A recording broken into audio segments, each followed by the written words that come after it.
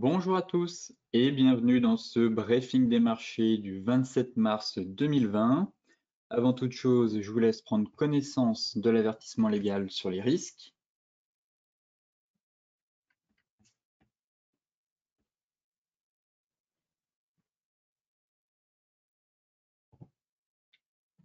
Et tout de suite, on va se consacrer au marché avec les bourses européennes qui ont terminé en hausse hier. Le record absolu des inscriptions au chômage aux États-Unis ayant tout simplement renforcé les anticipations de mesures supplémentaires de relance face au choc économique de la pandémie de coronavirus. Face à l'urgence de la crise, eh bien, les pays membres du G20 vont injecter 5 000 milliards de dollars au total pour tenter d'endiguer l'épidémie qui fait planer le spectre d'une récession. Et la Banque d'Angleterre, elle, s'est dit prête à augmenter ses rachats d'actifs si nécessaire.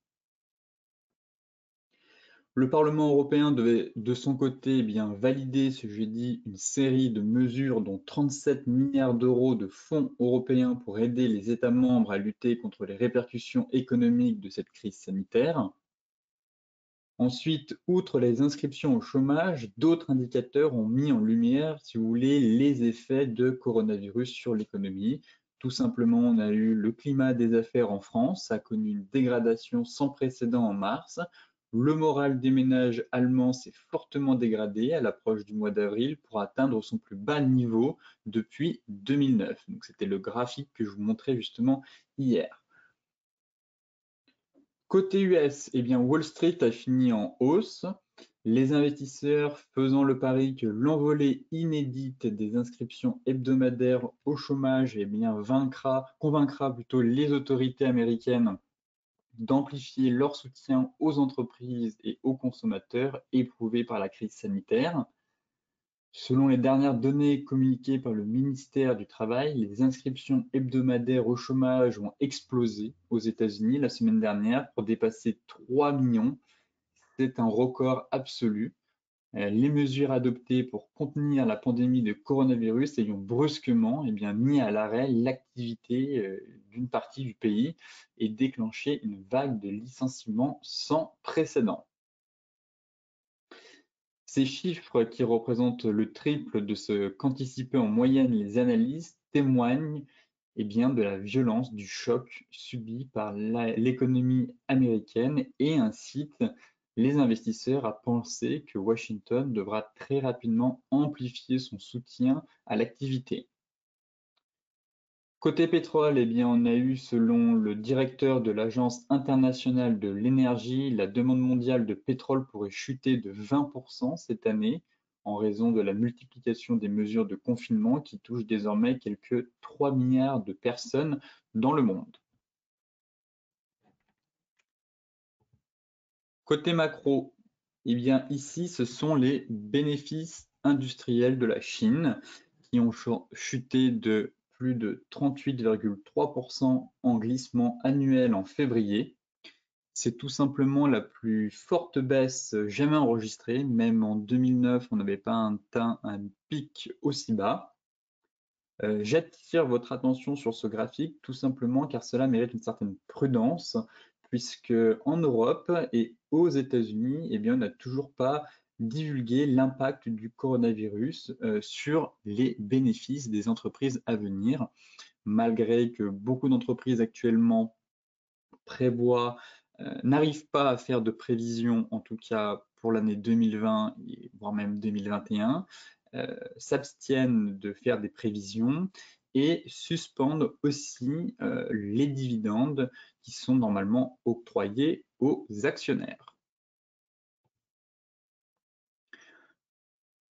Là, c'est un graphique du chômage record. Donc, j'ai déjà expliqué juste avant l'ampleur des dégâts sur les États-Unis, mais pour vous montrer à quel point, tout simplement, ce pic est impressionnant. Il faut revenir, il me semble, en 87. Voilà, c'est en 87 on avait réussi, du moins, à atteindre un pic aussi important. Et depuis, plus rien, jusqu'à aujourd'hui.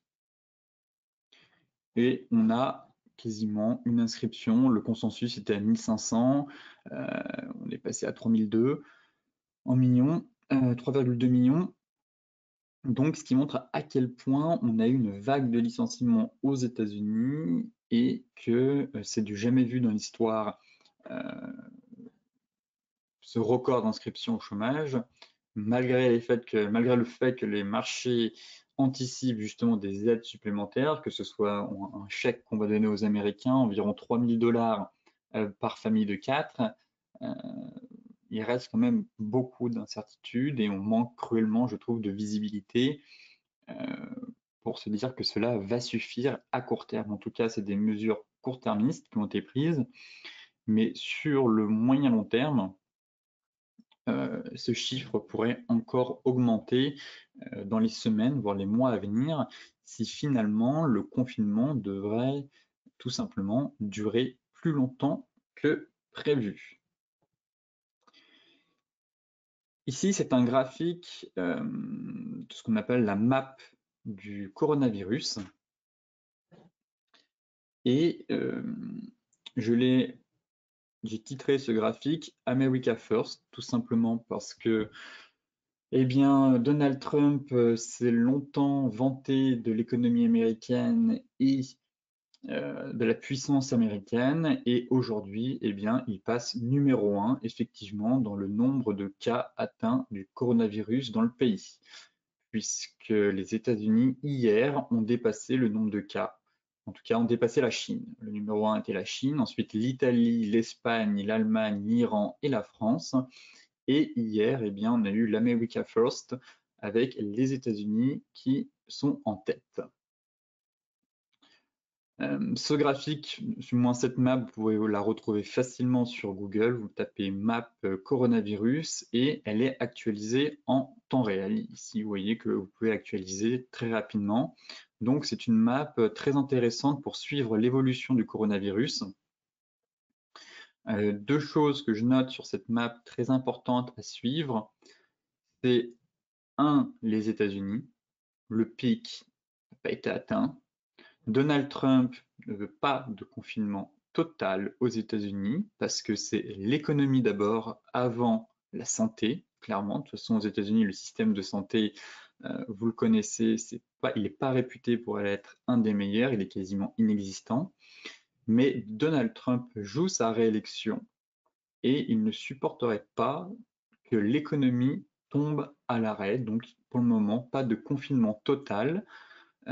Parce que c'est l'économie d'abord, la santé après. Donc ça, c'est l'élément à prendre en compte parce que ce chiffre pourrait continuer d'exploser. Ici, on a le nombre total de morts et le nombre total de personnes rétablies. Finalement, on a quand même des données rassurantes malgré le flux de mauvaises news qu'on a ces derniers jours. Deuxième élément important à prendre en compte, ça va être de suivre le développement en Afrique. Parce qu'on a eu une explosion en Chine, ensuite ça a été quasiment l'Iran avec l'Italie, ensuite quasiment la plupart des pays d'Europe avec le Royaume-Uni, et c'est venu aux États-Unis derrière. Donc les États-Unis ont un peu plus de retard sur nous. Les pays à suivre maintenant, ça va être l'Afrique et l'Amérique du Sud, où là, clairement, le système de santé et la gestion sanitaire n'est pas du tout la même que dans les pays occidentaux. Et que si les cas étaient amenés à être exponentiels, on aurait une crise majeure dans ces pays-là. En Afrique ou en Amérique du Sud, je pense au Venezuela, je pense au Brésil, où ce sont des pays déjà, on va dire, fragiles économiquement. La santé n'est pas leur point fort. Et si le virus était amené à se propager dans ces continents, eh bien, ça pourrait faire d'énormes dégâts sur la population, sur les entreprises et sur surtout tout simplement l'économie du pays des pays qui pourrait totalement s'effondrer. Côté graphique, on va s'intéresser au CAC. Alors, Concernant le CAC 40,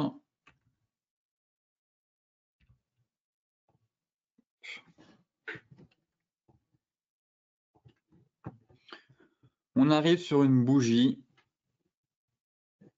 hebdomadaire qui représente, comme vous pouvez le voir, un avalement et ça représente aussi une étoile du matin. Gap baissier, bougie, un peu d'hésitation avec une longue mèche et derrière un peu cet avalement on retrace.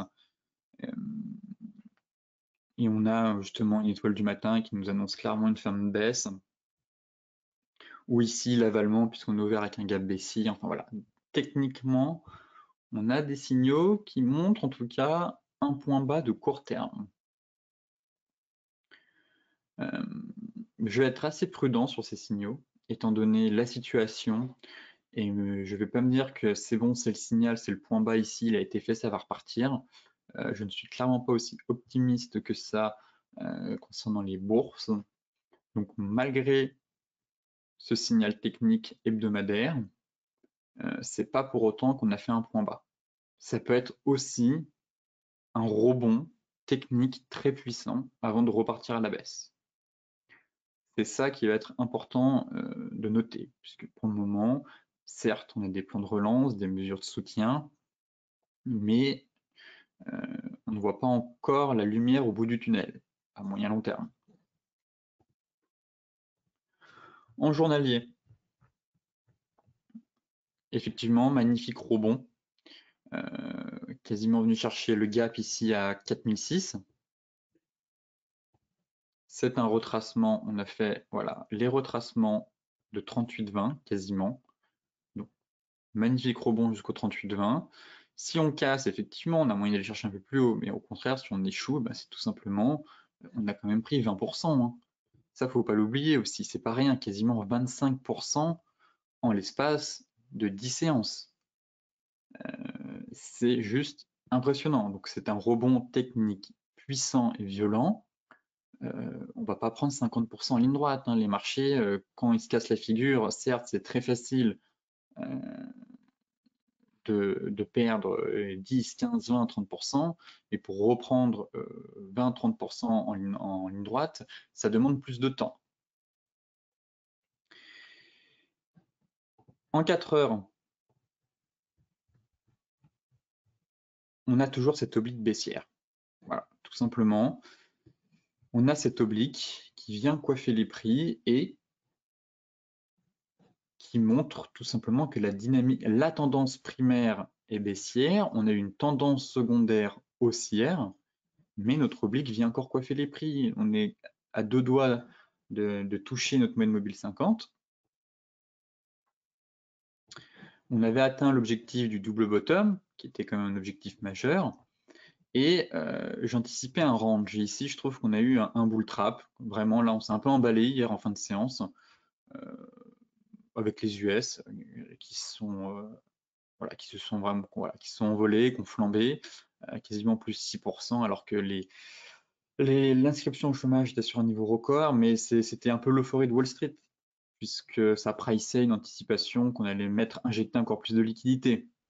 Mais c'est pas ça qui va faire tenir le château de cartes à long terme, bien au contraire. Ça permet qu'il s'effondre plus rapidement. Donc ici, un bull trap, je trouve, et derrière, on réintègre notre range. Donc pour moi, le gros niveau à franchir pour une poursuite de la hausse, c'est clairement les 4006. Là, on peut très bien faire encore une belle mèche juste pour aller fermer le gap et derrière repartir. Et tant qu'on reste sous cette oblique, eh bien, certes, baissière, tendance secondaire, reprise haussière, mais on peut très bien aussi repartir, faire une rotation finalement dans ce range et faire avoir un énorme range entre 4005 et 3006, un range de 1000 points quasiment. Donc, ce n'est pas rien, ça représente presque 20%. Donc voilà un peu mon scénario à moyen terme. Soit on va chercher le gap et c'est une mèche et finalement ça repart, soit bougie flux et dans ce cas-là on remonte un peu plus haut. Sinon pour le moment je suis plus dans l'optique qu'on s'est un peu emballé ici et que là pour le moment c'est un range. Voilà, on est dans un range et pareil on a des niveaux à aller chercher. On on a beaucoup d'éléments qui convergent ici pour une respiration à venir, une consolidation. Donc je serai plus dans l'optique d'un repli qu'une poursuite de la hausse là tout de suite à court terme. Voilà mon opinion en tout cas sur le CAC 40. Concernant le DAX, c'est la même chose mais c'est plus propre.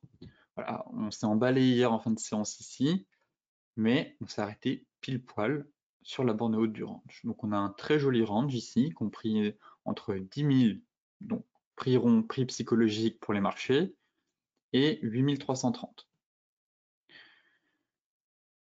La moyenne mobile 50 continue de faire effet, et ça cale tout simplement. Ça cale, et c'est pareil. Pour le CAC, vous allez chercher les 4006 sur une mèche ici, si jamais le marché s'emballait. Pour le DAX, c'est d'aller chercher les 10 400, 10 400, 10 300. Mais pour le moment, je suis plus dans un scénario de range. Voilà, on a fait une belle hausse. Il y a des gaps à aller chercher ici, à 8 935. Et donc, pourquoi pas avoir un scénario de range dans l'attente de plus de visibilité, en tout cas, sur les marchés à venir, que ce soit avec le pic qui n'a toujours pas été atteint, que ce soit avec l'impact économique à venir sur les ménages, la durée du confinement et les révisions, bien sûr, à la baisse des entreprises. Déjà, on a plusieurs analystes qui commencent à dégrader certaines entreprises, à revoir leurs prévisions à la baisse, petit à petit. Donc, tous ces éléments vont évidemment peser sur les marchés. Et dans à peine un mois, on a les résultats des entreprises qui vont tomber.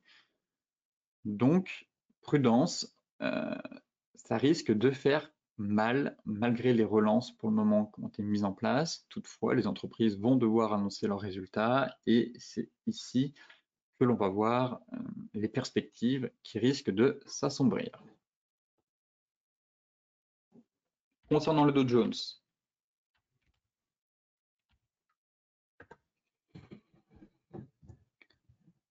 Jones, eh bien, c'est la même chose puisque il s'offre le luxe de faire un magnifique avalement ici. Mais pareil, si on est dans un rebond technique violent tout simplement, j'accorde pas trop d'importance à ce chandelier. Plutôt à me dire oui, on a fait un point bas de court terme, on va pas y retourner tout de suite, mais se dire que finalement on va aller au mieux, au meilleur des cas, je verrais bien un retour sur les 23 000. Mais pour le moment, ici, on a fait une fausse cassure. Là, on va ouvrir avec un gap baissier, et donc on risque de clôturer la semaine sous ce gros niveau, donc sous les plus bas de 2018. Donc c'est un niveau technique très important, sauf si au final on a une phase d'euphorie comme on a eu hier et qu'on va chercher les plus hauts, mais pour le moment les bourses européennes chutent. Les futurs sont dans le rouge, et je ne serais pas étonné d'avoir juste une belle mèche haute ici, et de plutôt la semaine a été quand même belle sur l'indice américain puisqu'il a pris 17%, donc y avoir un repli là-dessous serait légitime tout simplement après 17% de hausse en seulement 5 jours. En 4 heures, eh bien, on va voir comment ça va se passer sur l'indice. On a un vrai rebond assez violent. Pareil, on est allé chercher les 38,2 finalement partout. C'est un rebond sur les 38,2. Si on casse, on va chercher un peu plus haut. À mon avis, les indices US sont un peu plus solides. Derrière, finalement, c'était le maximum que le marché a réussi à faire. Et si ça passe pas, eh bien, ce serait une poursuite de la baisse, tout simplement, en direction des 21 000 et des 20 380. À surveiller ce chandelier ici qui me plaît bien. Si on a une belle bougie rouge, on pourrait éventuellement avoir une étoile du soir qui viendrait sur zone en plus. Ici, on avait une étoile filante, mais comme vous le savez, les patterns avec une seule bougie, il est nécessaire d'attendre une bougie suivante pour la confirmer. Ici, on a une bougie verte, donc notre étoile a été invalidée, filante. Mais ici, ça pourrait être intéressant de voir, on est vraiment sur une grosse zone technique. Et si on a une bougie rouge en 4 heures, avoir la confirmation d'une étoile du soir, qui mettrait un terme à la reprise haussière. pour repartir sur différentes zones et pourquoi pas aller combler le gap ici sur les 19 000. Donc voilà un plan sur le Dow Jones. Je pense qu'à court terme, on a atteint un bon niveau déjà. Il y a toujours une possibilité d'aller un peu plus haut, mais on a quand même pris 17%. Donc là, c'est le moment de remonter ses stops, de s'alléger. C'est pas le moment de prendre une position acheteuse, on va dire, surtout avant le week-end, et de se dire oui, le marché va encore prendre 5-6%. Donc là, on est quand même fait un très beau rebond. Avant le week-end, il peut se passer beaucoup de choses en 2 jours avec le week-end. Et derrière, on peut très bien aussi avoir un gap de 4-5% comme on a eu les semaines précédentes. À chaque fois, on s'est pris des gaps de 2-3% les lundis parce que les news durant le week-end étaient juste mauvaises. Concernant le Forex maintenant, Euro-USD, objectif majeur du double bottom atteint, c'était les 1,10. On est cherché les 1,1075. C'est ici que ça devient intéressant. Là, je vais passer neutre sur cette paire. C'est le pivot clé. C'est le pivot clé à franchir. Tout simplement, voilà. Moyenne mobile 200, zone de polarité. Ici, magnifique zone de polarité qu'on est venu tester à plusieurs reprises. Ça a énormément travaillé. D'un point de vue des retracements, c'est les 50%. Vous voyez, c'est les 50% de retracement de la dernière vague de baisse. C'est la moyenne mobile 50, c'est la zone de polarité. Donc ici, c'est prudence. Certains tenteront même des shorts, ça peut même se comprendre. Mais les achats, le plus gros du mouvement a été fait. Donc acheter ici, pareil, ce n'est pas quelque chose, c'est pas un scénario, du moins, c'est pas une stratégie viable, je trouve, puisqu'on a déjà fait une grosse partie du mouvement, qu'on est sur une énorme zone technique. Donc attendre la cassure pour reprendre le flux et aller chercher les 61,8, c'est quelque chose de plus rationnel, on va dire, et de plus judicieux que vouloir absolument se mettre, prendre le train, alors qu'ici, bon, bah, le mouvement est déjà parti, vous l'avez raté, c'est ce qu'on appelle le FOMO, la peur de rater le mouvement, et au final, le mouvement se retourne. Donc on attend, là on est vraiment comprimé, c'est un petit range à prévoir, une phase d'hésitation de marché, ici, voilà, elle est entre les 1,10 et les 1,1075, ça risque de bloquer. Donc on va attendre une cassure, ce serait, hop, finalement, une vague de baisse, 50%, on repart, ou au contraire, si on casse l'indice 75, c'est la reprise. Bon, on repart chercher les 1,1180, voire les 1,12. Mais ici, pour le moment, plutôt neutre. Les achats, pas forcément, c'est pas forcément la meilleure stratégie. Là, on a un avalement 4 heures en plus sur la zone. Voilà, on a un bel avalement 4 heures, on est sorti par le haut en même temps du canal haussier, mais on est sur support, on a la moyenne mobile 4 heures, vous voyez, moyenne mobile 4 heures sur la zone des indices, moyenne mobile 4 heures, 200 périodes, je précise, 200 périodes, moyenne mobile journalière ici, pareil, 200 périodes sur les indices 75. Donc à quel point on est comprimé. Là, on est vraiment comprimé et soit ça casse et ça repart fortement à la baisse, soit ça casse au-dessus et on explose. Mais je m'attends à un gros mouvement à venir au niveau des indices ou des indices 75. Pour le moment, neutre, certes, petit signal de baisse, mais prudence. Prudence puisqu'on est sur zone et que mieux vaut attendre une cassure. On ne vend pas un support et on n'achète pas une résistance. Voilà, c'est ça qu'il faut vous dire. On attend soit la cassure par le haut pour acheter, soit de vendre le support. Mais on n'achète pas un support, on ne vend pas un support, pardon, et on n'achète pas une résistance. Jamais.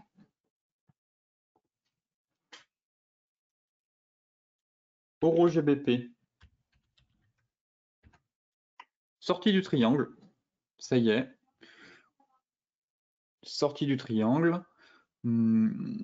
Cassure de l'oblique en même temps, pas mal ce signal, j'ai trouvé ça assez propre. On casse la droite de tendance et en même temps on casse le triangle, la borne de base de triangle. Petit pullback, On hésite quand même. Bon, voyons voir maintenant si le marché décide d'aller un peu plus bas. En hebdomadaire, c'est propre. Voilà, ça fait 2 belles mèches hautes sur la borne haute du range, donc 2 soulèvements. On voit que les vendeurs se sont montrés présents finalement, ici.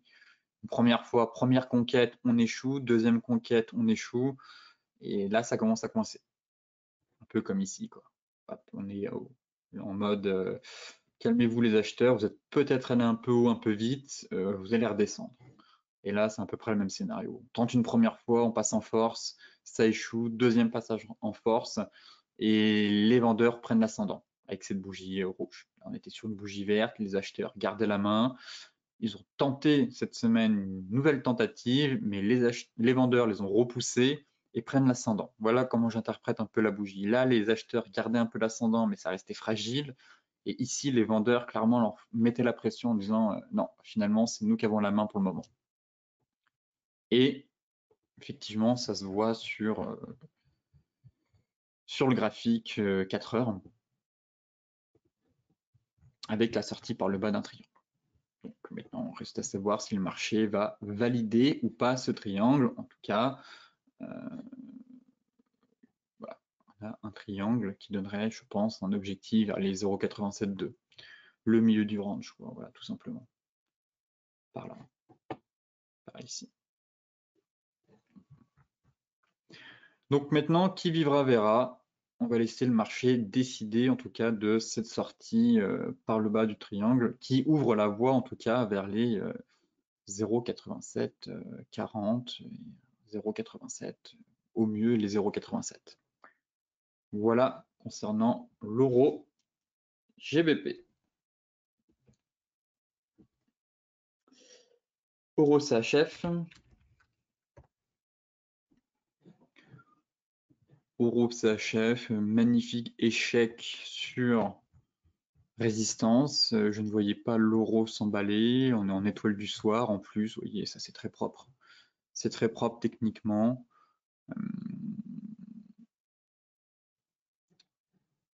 Fausse sortie de canal. Voilà. On s'emballe, le marché s'emballe, fausse sortie de canal, boum, on bute sur résistance. Pour rappel, on a quand même une énorme résistance, c'est juste ici. Si je me mets en hebdomadaire,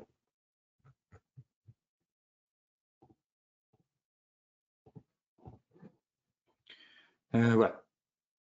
C'est limite une résistance mensuelle, donc là, fallait pas non plus s'emballer, je trouve. Donc énorme résistance hebdomadaire mensuelle sur les 1,0630. Le marché fait croire, surtout l'euro face au franc suisse, alors que le franc suisse est une valeur refuge, s'emballe, je trouve, et tente de sortir par le haut du canal. Derrière, on a la moyenne mobile 50 qui vient quand même coiffer les prix. Échec sur le support, la résistance du moins hebdomadaire mensuel. Et puis derrière, actuellement, à confirmer en clôture ce soir.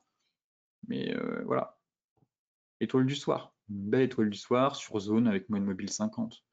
Donc là, je suis plus dans l'optique d'un faux rebond et d'un retour sur les 1,0540, voire les 1,0490. À l'intégration du canal, et puis si c'est vraiment violent, on va chercher le bas du canal. Mais voilà, un beau bull trap qui s'est fait aussi, on tente de sortir par le haut du canal, moyenne mobile 50, hop, on échoue, résistance, derrière, pattern de retournement. Donc je suis plus dans l'idée d'une nouvelle vague corrective, avec une fin de tendance baissière pour se dire l'euro repart à la hausse. Non, certainement pas. L'euro face au franc suisse, le franc suisse reste très très très fort, malgré les interventions de la Banque nationale suisse, donc de la BNS, pour tenter de soutenir le franc suisse pour pas qu'il se renforce, n'a aucun impact puisque l'euro continue de chuter d'environ 12%, il me semble, c'est ça. 12% depuis le point haut d'avril. Donc le franc suisse s'est quand même renforcé de 12%, ce qui est énorme sur une monnaie. On est passé de 1,20 à 1,05 quasiment sur les plus bas. Donc ce n'est pas rien. Donc l'euro, c'est pas pour tout de suite le redémarrage, étant donné que l'euro est corrélé avec les PMI en zone euro. Et les PMI en zone euro sont sortis là il y a 2 ou 3 jours, ils étaient très mauvais. Quand les PMI sont bons, signe que la croissance repart, eh bien l'euro profite des PMI et au contraire, les PMI en zone euro commencent à se dégrader, il n'y a pas eu besoin d'attendre le coronavirus. Résultat, on voit que l'euro suit les PMI de la zone euro. Donc je vous invite aussi à consulter un peu cet indicateur des PMI en zone euro qui peuvent vous aider à émettre des stratégies sur le franc suisse si vous tradez cette paire. Le GBP-USD. GBP-USD, magnifique marteau inversé qui avait mis fin à la tendance sur notre zone mensuelle avec un double top piégeux quand même, je trouve très compliqué, mais il a fonctionné. Il a clairement pas été invalidé. Donc notre oblique ici, c'est le dernier rempart. Hein. Celle-là, elle doit être notée sur vos graphiques, puisque en dessous de ça, c'est dégringolade et ça ouvre la voie au niveau qu'il y a eu en 1984-1985. Pour le moment, cet oblique tient. La dynamique, elle est baissière, on va quand même pas l'oublier. Ensuite, quelle ligne droite ici, on voit que la dynamique de très long terme est baissière. À court terme, c'est baissier aussi. En hebdomadaire, belle bougie de retracement, on est sur zone, hein. On est sur zone, on est sur les 1,22, donc c'est un gros niveau de prix, les 1,22.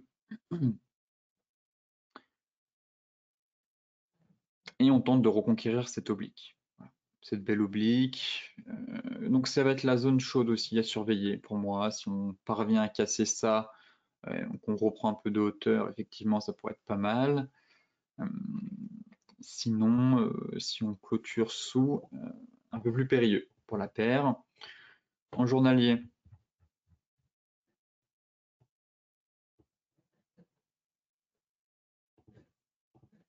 on est à quoi? 50%, comme sur l'euro. Voilà, on a fait le rebond des 50. C'est vraiment.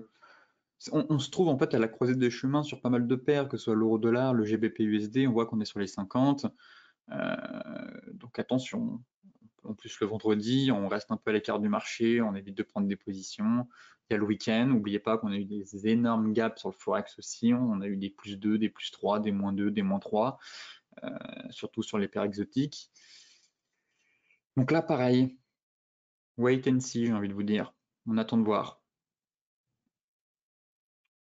On a retracé une bonne partie de la dernière vague de baisse à la hausse.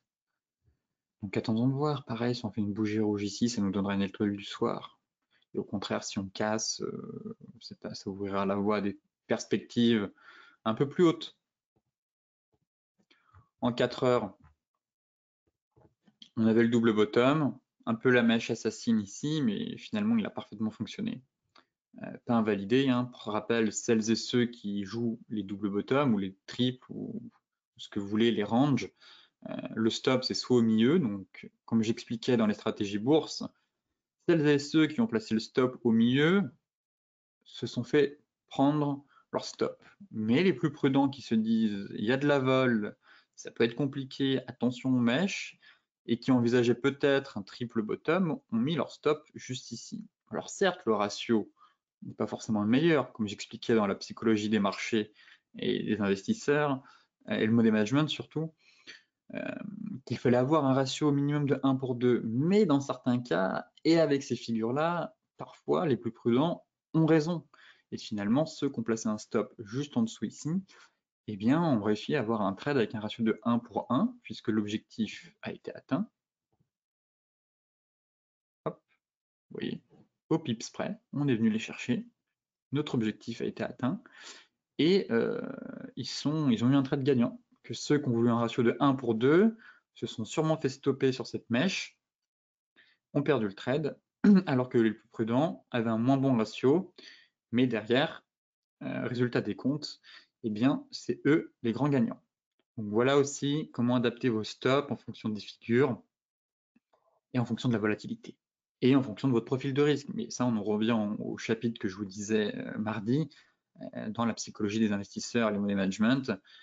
Tout dépend de votre style de trading, de votre personnalité, de votre capital. C'est à vous d'adapter la gestion du risque. En tout cas, neutre sur cette paire, l'objectif majeur a été atteint du double bottom, retracement des 50% de Fibo.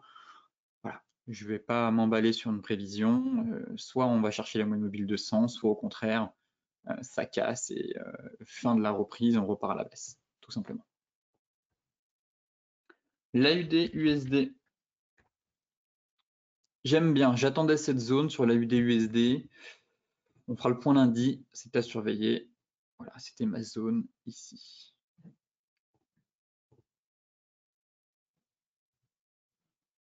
La zone mensuelle. Voilà. On est venu travailler une fois ici. Là, on est venu la travailler un petit peu, on la voit mieux en hebdomadaire. Mais voilà, l'alignement des mèches ici, on a une belle zone hebdomadaire mensuelle de résistance. Est-ce qu'on la voit un peu mieux si je fais ça? Vous voyez, ici, première fois on est venu taper, pardon, on est juste au-dessus. Ici, on l'a travaillé une fois ici, donc on a une belle zone d'environ de 30-40 pips à peu près.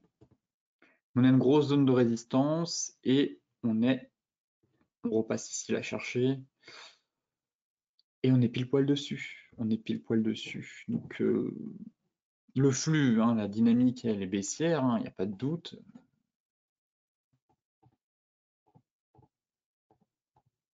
Voilà. Donc baissier, consolidation dans un magnifique drapeau, ça repart, boum. Pic de peur ici avec le crack, et puis là on tente de rebondir. Donc flux baissier, sur résistance, pourquoi pas, attendons de voir, on verra ça dans les stratégies bourse éventuellement, mais ça pourrait être intéressant de voir si on a un chantier de retournement sur ce niveau-là en tout cas. Et on est pile poil dessus dans ma zone. Voilà, je l'ai tracé ici un peu plus grosse, on a un petit doji d'hésitation, mais je surveille ce niveau, ça peut être intéressant. On l'évoquait déjà mardi, je vous disais surveiller ce niveau, la tendance est baissière, si c'est juste un rebond technique, ça pourrait repartir et ça peut offrir un énorme ratio. En revanche, si ça casse, on va aller chercher plus haut. Mais là, pareil, si je prends la dernière fractale de baisse, encore une fois, on est sur les 50%. Donc, toutes les paires de Forex sont à la croisée des chemins Euro-USD, GBP-USD, AUD-USD. Et c'est soit ça bourre, on va chercher les 61,8, soit c'est échec, reprise de la baisse, et puis c'est direction les 23,6, puis on tente d'aller chercher les 56,72. Mais là, ça peut faire une belle stratégie en tout cas. C'est vrai que si on a un chantier de retournement ici, ça fait un stop en général juste ici sur les plus hauts, et puis ça offre, si on accompagne toute la vague, ça offre un excellent ratio. On est sur du ratio, on peut avoir du 1 pour 4 ici, je pense. Donc on fera le point en début de semaine en tout cas, mais à surveiller. C'est des paires que je trouve là où il se passe de l'action, et il y a peut-être quelque chose à faire dans les jours à venir. Côté matière première, neutre sur le gold. J'aimerais la reconquête des 1625. Voilà. En hebdomadaire, ça, on voit mieux en hebdomadaire. Mais bon, j'ai déjà évoqué plusieurs fois, mais les 1625, voilà, c'est la zone de polarité ici. C'est une magnifique zone. J'aimerais une reconquête de ce niveau-là, tout simplement. Sur le gold. Et là, on est en dessous. Donc, une reprise haussière à court terme, oui. On réintègre l'oblique, donc c'est bon. La dynamique, elle reste haussière. Bon, attendons de voir. On avait le triangle, l'objectif a été atteint. On a vu le double bottom, l'objectif a été atteint.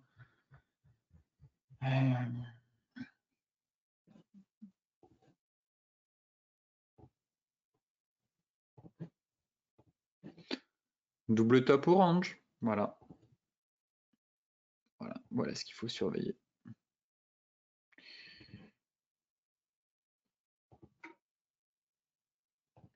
Soit on part sur un double top, ça casse, direction les 1560. Soit flux haussier, on consolide et on repart en haut, on casse et puis on essaie d'aller chercher les 1700. Et pareil, neutre, tout simplement, j'ai pas envie voilà, j'attends. Là, j'ai soit une phase de consolidation, soit j'ai un retournement de tendance de court terme. La moyenne mobile 200 viendrait s'aligner ici, elle remonterait doucement dans les séances à venir, mais en cas de cassure, ce serait les 1560, voire les 1600, 1700, 1655 si on parvient à reprendre un peu d'auteur. Mais voilà, on est dans une phase de consolidation, donc attendons de voir, on n'anticipe rien. Laissons le marché venir à nous. Le Brent. Le Brent, ça devient intéressant sur le Brent avec ce petit triangle, vous voyez. Je garde un objectif en tête des 20 $ sur le Brent. Là-dessus, j'ai pas bougé. Je veux que le pétrole aille sur l'oblique, arrive à rejoindre les 20 avec un excès les 19,5. Ça, c'est la zone qui m'intéresse.